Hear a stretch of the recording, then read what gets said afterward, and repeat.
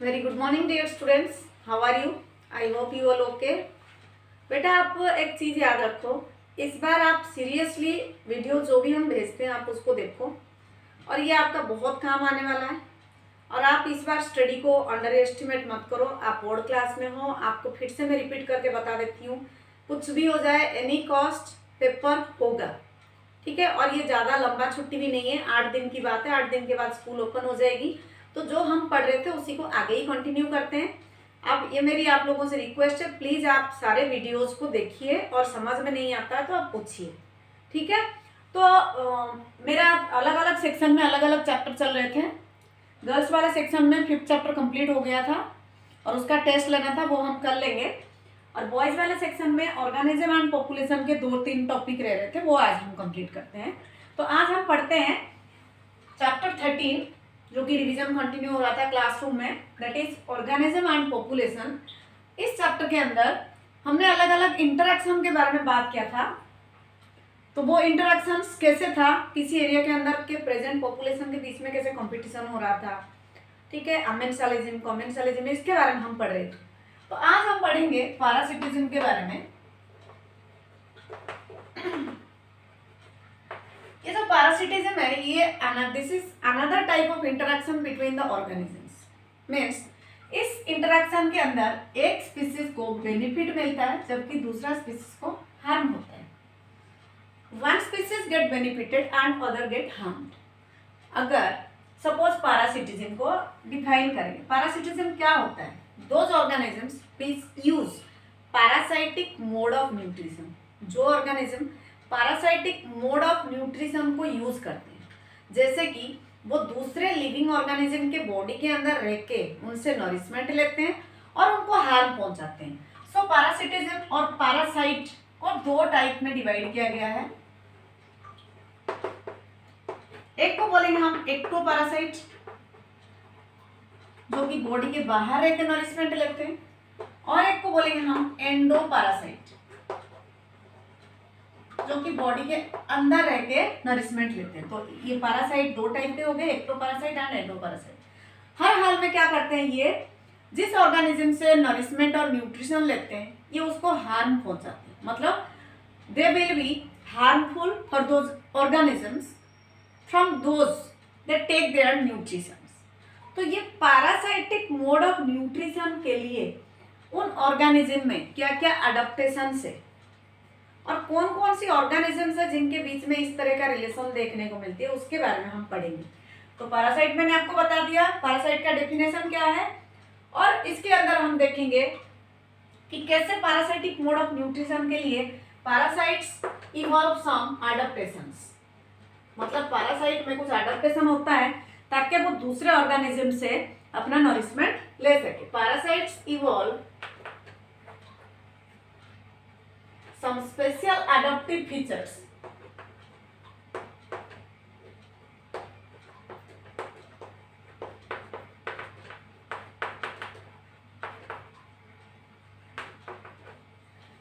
ठीक है। तो वो स्पेशल एडेप्टिव फीचर्स क्या है? एक पैरासाइट को दूसरे ऑर्गेनिज्म से ब्लड सक करने के लिए उसमें क्या क्या एडेप्टिव फीचर्स होने चाहिए, क्योंकि उसको सर्वाइव करना होता है दूसरे एक लिविंग ऑर्गेनिज्म के बॉडी के ऊपर, उसमें जरूर कुछ स्पेशल एडेप्टिव फीचर्स होना चाहिए। तो वो एडेप्टिव फीचर्स को हम पढ़ेंगे। ये आपका 2 नंबर का क्वेश्चन आता है, ठीक है। तो पहला point, they must have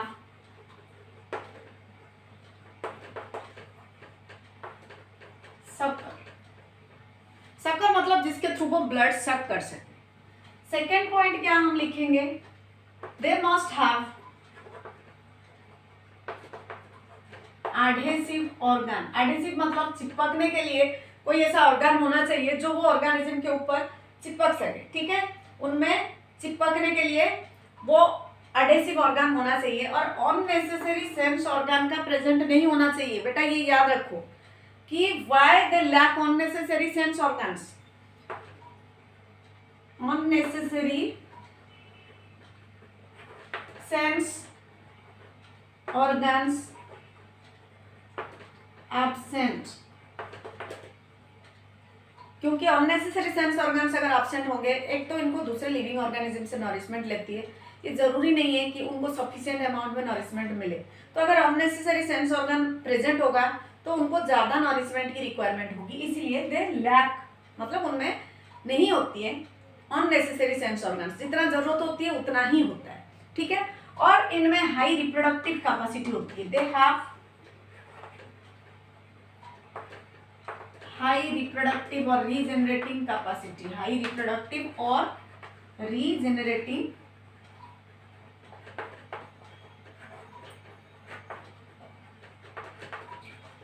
they have high reproductive and रीजेनरेटिंग capacity, ठीक है बेटा, ये आपको समझ में आ गया होगा। और इनमें डाइजेस्टिव ऑर्गन भी नहीं होता है, दे लॉस डाइजेस्टिव ऑर्गन।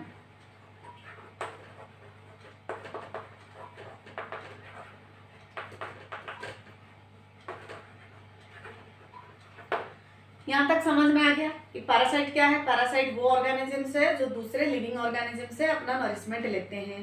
पैरासाइट को दो टाइप में डिवाइड किया गया है, एक्टोपैरासाइट एंड एंडोपैरासाइट।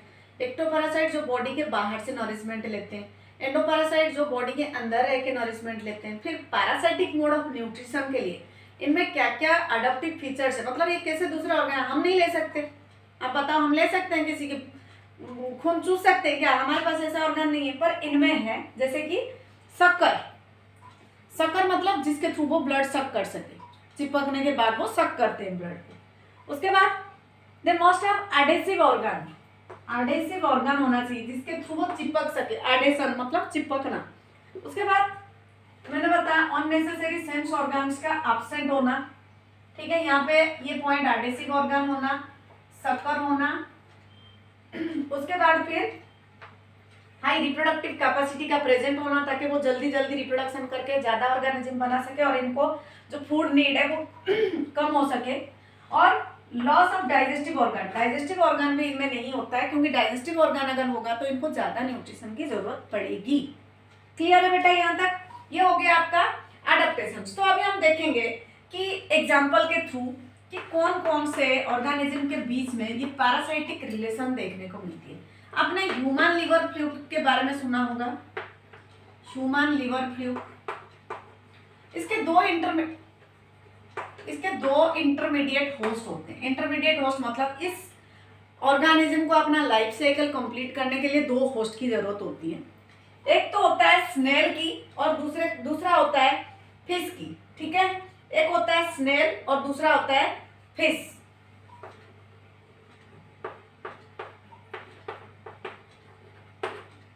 ठीक है, तो ह्यूमन लिवर फ्लूक के दो पैरासाइट होस्ट का नाम क्या है, मतलब ये अपना लाइफ साइकिल कंप्लीट करता है इन दोनों होस्ट के थ्रू। एक है स्नेल और दूसरा है फिश, ठीक है। दूसरा आपको मलेरिया पैरासाइट के बारे में पता होगा, MP malaria parasite. Malaria parasite के अंदर भी दो ही होस्ट होता है, एक होता है ह्यूमन और दूसरा होता है फीमेल एनोफिलिस मस्क्यूटो।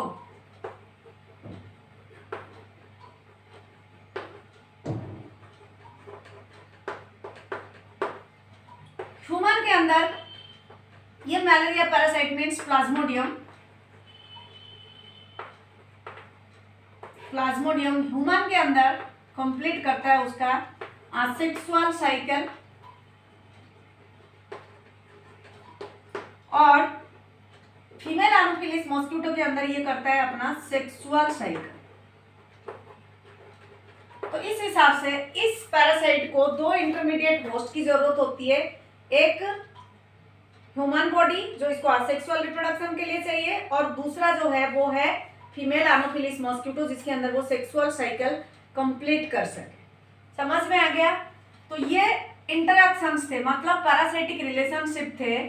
दो एग्जांपल मैंने यहाँ पे आपको बताया, एक ह्यूमन लिवर फ्लूक के बारे में और दूसरा मलेरिया पैरासाइट के बारे में। ह्यूमन लिवर फ्लूक को इसको कंप्लीट करता है ये दो होस्ट के थ्रू, एक तो स्नेल हो गया दूसरा फिश हो गया। और जो मलेरिया पैरासाइट जिसको हम प्लाज्मोडियम बोलते हैं ये भी दो होस्ट को रिक्वायर करता है, जिसको हम बोलते हैं फीमेल एनोफिलिस मस्किटो जिसके अंदर ये सेक्सुअल साइकिल कंप्लीट करेगा और ह्यूमन के अंदर ये असेक्सुअल साइकिल कंप्लीट करेगा। नेक्स्ट और एक एग्जांपल हम देखते हैं, प्लांट पैरासाइट के बारे में भी आपने सुना होगा। प्लांट पैरासाइट के अंदर आपका आएगा कस्काटा। आपने सुना है कस्काटा के बारे में? कस्काटा एक प्लांट पैरासाइट है, ठीक है, और ये एक पैरासाइटिक प्लांट है और ये हमेशा हेज के ऊपर ग्रो करता है। हेज मतलब जो बाड़ होती है ना, बाड़ मतलब जो बाउंड्रीज होती है, अलग प्लांट्स उगे होते हैं उनके ऊपर ये उगता है, ये कस्काटा। तो ये एक प्लांट पैरासाइट है कस्काटा which grow on hedge.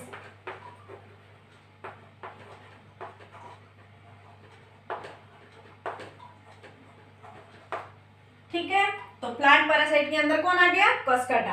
Human liver fluke, then Plasmodium जो कि मलेरिया पैरासाइट है, फिर आ गया प्लांट पैरासाइट आपका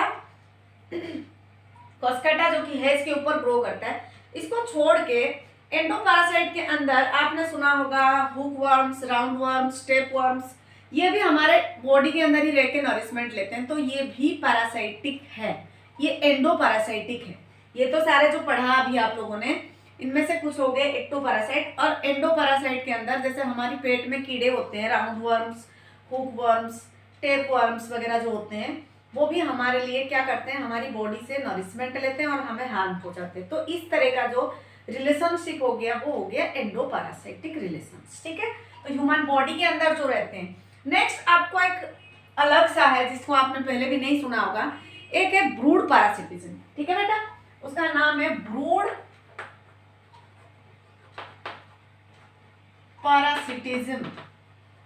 ब्रूड पैरासिटिज्म में क्या होता है? आपने कोयल के बारे में सुना है, कुको और एक क्रो। ये दोनों क्या करते हैं, जो कोयल होता है मीन्स जो कुको बोलते हैं हम उसको, कोयल कभी भी अपना एग को खुद हैच नहीं करता है और ये क्या करता है, अपना एग को ले करके आता है क्रो के नेस्ट में। कोयल अपना अंडा क्रो के नेस्ट में ले करता है और क्रो उस अंडे को पहचान नहीं पाता है वो किसका अंडा है और वो खुद हैच कर लेता है। तो इस तरह का जो रिलेशनशिप होता है उसको ब्रूड पैरासिटिज्म बोलते हैं। The crow hatches the egg of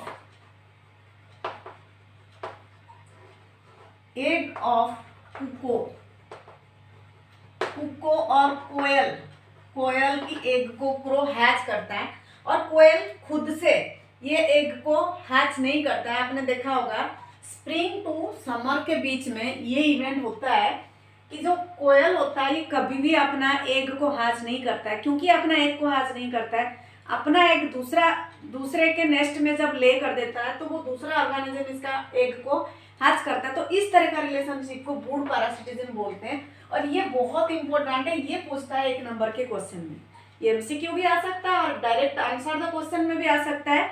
give an example of brood parasitism. तो यहाँ पे आप लिख सकते हो कि जो क्रो होता है वो कुक्को की एग को हैच करता है। क्यों हैच करता है?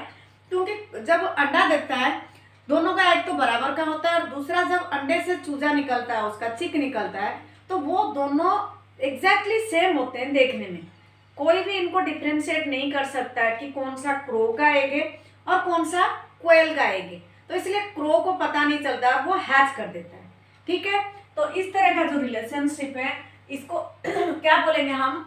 इसको हम बोलेंगे ब्रूड पैरासिटिज्म। ठीक है, तो ये आपका पैरासाइटिक रिलेशन के ऊपर था। इसको आप अच्छे से पढ़ना है, हर एग्जाम्पल को अच्छे से याद रखना है। आपको अगर समझ में नहीं आए तो आप पूछ सकते हैं। बेटा प्लीज फिर से बोल रही हूँ, आप स्टडी को लाइटली मत लीजिए, इसको सीरियस होकर लीजिए। आप बोर्ड क्लास के स्टूडेंट्स हैं, क्लास में भी बार बार बोल बोल के हम परेशान हो जाते हैं। अभी भी मैं थ्रू वीडियो आपको यही मैसेज देना चाहूँगी कि प्लीज़ आप एनसीईआरटी बुक का लाइन टू लाइन पढ़िए। जो भी डाउट है आपकी आप हमसे पूछ सकते हैं और आपका डाउट क्लियर कर सकते हैं। ठीक है, सो जो नेक्स्ट क्लास में हम कॉमेंसुअलिज्म के बारे में पढ़ेंगे, उसके बाद म्यूचुअलिज्म के बारे में पढ़ेंगे। तो वीडियो ज़्यादा बड़ा भी नहीं भेज रहे हैं कि आप लोग देख ना सको, तो प्लीज़ रिक्वेस्ट है आप ये सारे वीडियोज़ को देखिए और आपका जो राइटिंग वर्क है और जो नोट्स है वो भी बनाइए।